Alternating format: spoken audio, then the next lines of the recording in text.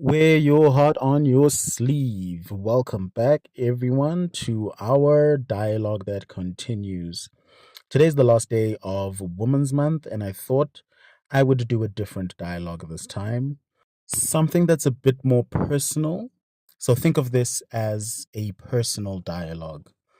Women's Month matters to me because I look at South Africa and our history, and what I see is a nation that really very clearly understands the role of men in bringing about our freedom. We understand who our founding fathers are. We know the heroes that fought and died for us, but we don't talk as much about the women who fought and died for us. We don't talk as much about the founding mothers of this nation, the women whose actions gave birth to the dream of South Africa, the women who moved us towards the rainbow. We don't talk about them nearly enough, and this is why this month became particularly passionate and important for me to get into this subject and really unpack what the ingredients are of our country, and to also explore all of these kinds of conversations during Women's Month, during the month when our government tried to actually have something of a national dialogue, a month where a very young lady stole the show in terms of all the headlines and the clips that I'm seeing. I found it fitting that a student would be what we remember of our government's attempt to have a national dialogue. Sandra Leshabela will live long in our memories as an activist, as a person who spoke truth to power. From the mouth of babes comes the truth.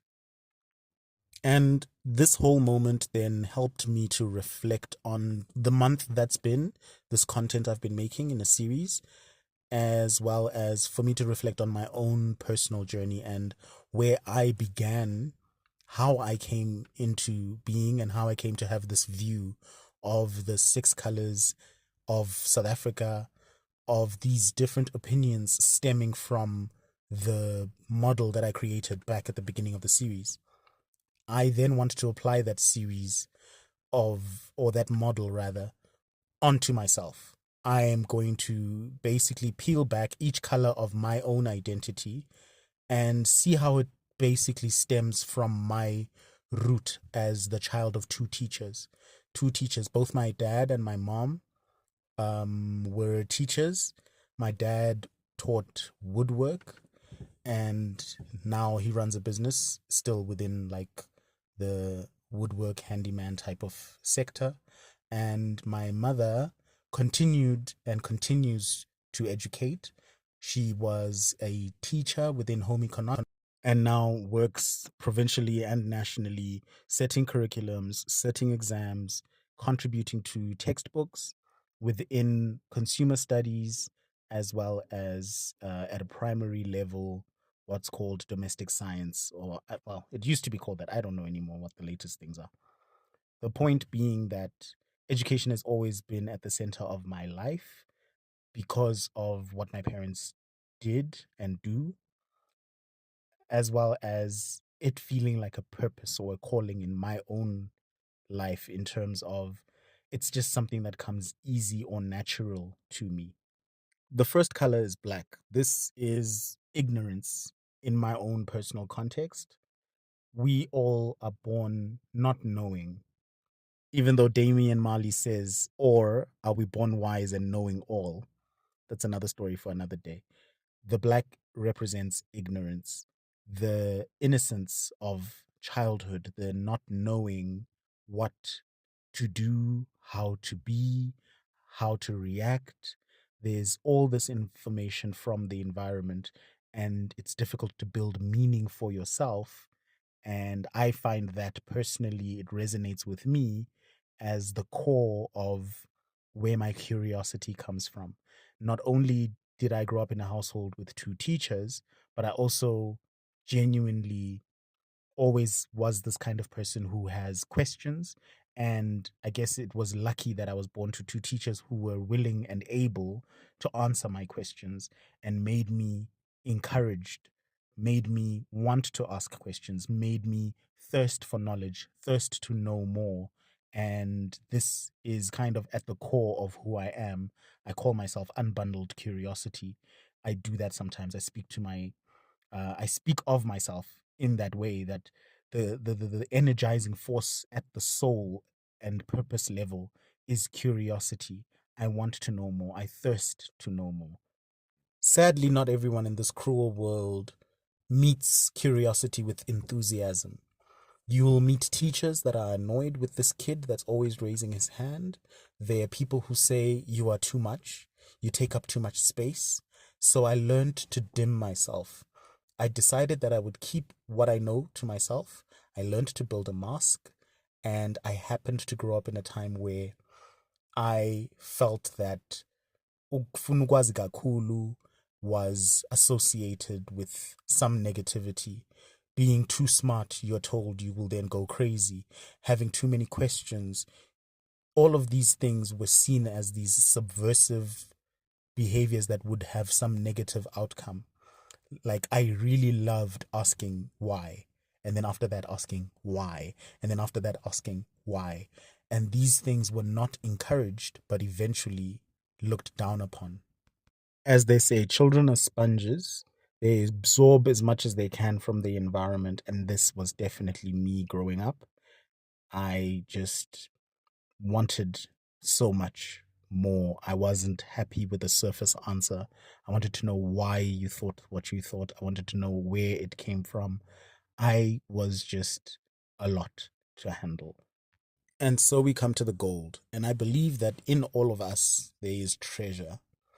We might have that treasure be hidden and surrounded in our ignorance, but there is goodness, something of great value that is deposited inside of us. Our goodness, our great talent, all of these things represent this gold within us, this gold in our souls. I grew up in a time where white was right, where being easily understood to white people meant you speak well, where understanding their jokes and having a similar sense of humor meant you were funny and worldly. These were the times that I grew up in. And I then had this envy, this green undercurrent of envy, because I was accepted in terms of the white standard. Most of the spaces that I spent my time, and that led to me feeling like a rapper, the rapper from Toronto, if you know who I'm talking about. I was widely loved, but I wasn't loved by the people I wanted to love me the most. I felt that envy for the Gussie kids, my cousins, who, although they were very similar to me, they had something authentic in their blackness, in a roots of their identity that I felt like was missing. I to this day speak vernac in a way where it's like like, it's like a surface level interaction that makes me feel I'm lacking something. And so that's what this green layer represents for me. Me tiptoeing around my acceptability and not fully embracing my blackness, or not fully feeling that I'm accepted in my blackness. I constantly have this fear that my black card will be taken away. It hurts to have been accepted by everyone else and feel that you have lost something of yourself. I've worked in some of the world's most well renowned companies with global co workers in multiple markets. However, I've always kind of had this aching feeling that even though I have all of this external validation, something is missing on the inside. And the redness represents my temper. I lose my temper quite easily. And I feel it's because I feel like there's something missing, and it's linked to this green side of me as well. And so it's like an emotional backlash, or I lash out because of that insecurity, because of feeling that sense of having been robbed of something, having been robbed of a link to who I really am or where I should belong. I constantly have a feeling that I'm on the verge of some big and embarrassing tantrum, that I'm about to do something so unrecoverable or unrecover fromable. In my younger days, I was that person on the comment section. I was roasting people. I was being ruthless and among the faceless, nameless mob, adding to the negativity on online spaces, particularly on your Twitter. I think Facebook, because it's mostly people you know, I would be more reserved and conservative with my views. However, on Twitter and later on TikTok as well, I was able to kind of unmask and let out this anger, this sense of, I don't know if it's envy or whatever it might be, but there was this just underbelly of negativity. And that's what this red color kind of represents for me, this idea of coming off the top, like boiling over, the not being able to contain yourself, the emotions taking over, the feelings overwhelming you, even though they are yours. To this day, I'm called spicy, and I'm like, I'm just saying things the way they are. Then the blue is the cold and rational side of me. The fact that if I think I know the correct answer, I become a bit stubborn, obstinate. I become a donkey. I become an ass with how blunt I want to put that across. How it's almost like a revenge is best served cold kind of way of doing things. This idea that you don't have to sugarcoat things, just take it the way it is. These are just facts. Facts don't care about your feelings. And I see how both my red, green, and the blue are kind of masking an insecurity, which I look at as this the those in between spaces, that whiteness, the fact that I built a lot of my personality for acceptance in the white world. I consumed a lot of white media. I made sure that my accent is the way that it is and not looked down upon or made fun of. And now that racial anger sits between or beneath the surface. Anyway, that was a personal reflection. So I've given myself the flag treatment.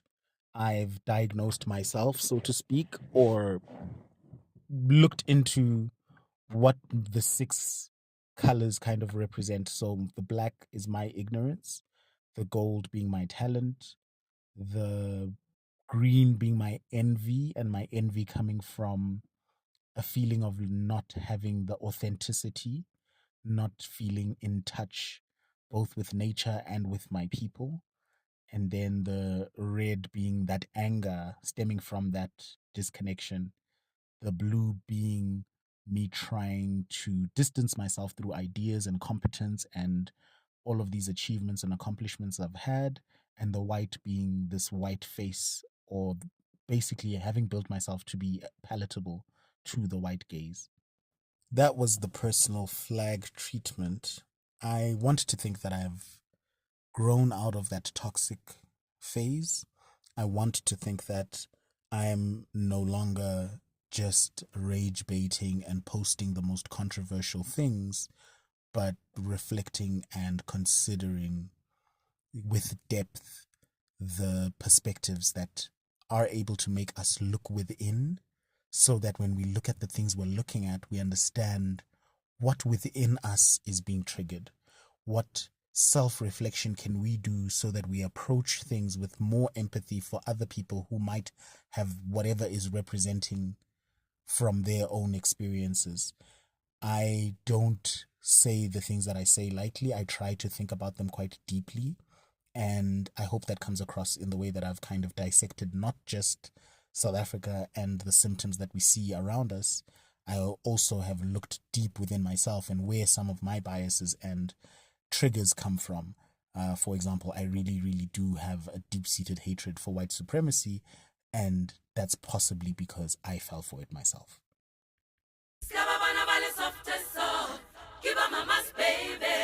If ever you wonder why I'm frequently crashing out over capitalism, this is Rhodes in 1894 introducing the Glenn Gray Act.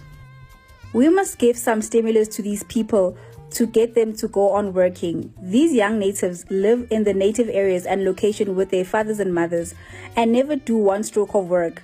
But if a labor tax of tens were imposed, they would have to work.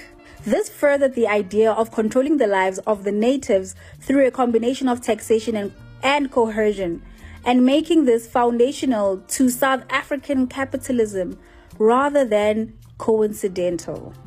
I'm still very early on in the book, but I crash out every other page. I'm reading from The Economy on Your Doorstep by Ayabonga Tawe. Shout out to Sovereign, another person I follow and enjoy a lot on TikTok. I feel that kindred nature of us discovering a lot of the same things, going through the same things, having the same reactions to things.